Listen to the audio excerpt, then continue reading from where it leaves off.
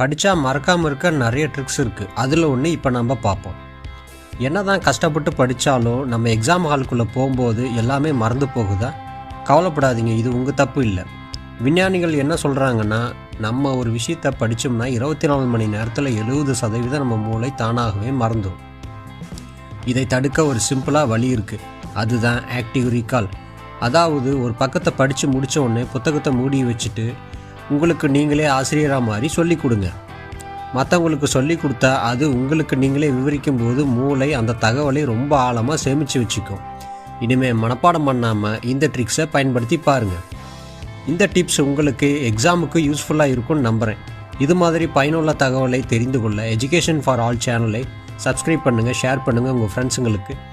அடுத்த வீடியோவில் சந்திப்போம். நன்றி, வணக்கம். படித்தா மறக்காமல் இருக்க நிறைய ட்ரிக்ஸ் இருக்குது. அதில் ஒன்று இப்போ நம்ம பார்ப்போம்.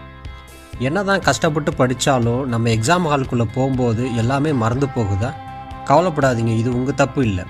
விஞ்ஞானிகள் என்ன சொல்கிறாங்கன்னா, நம்ம ஒரு விஷயத்தை படித்தோம்னா 24 மணி நேரத்தில் 70% நம்ம மூளை தானாகவே மறந்துடும்.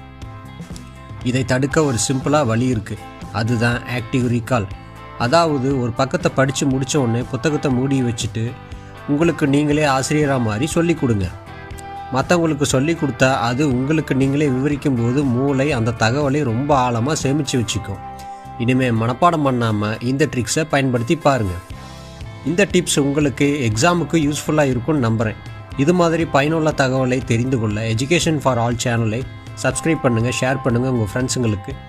அடுத்த வீடியோவில் சந்திப்போம். நன்றி, வணக்கம்.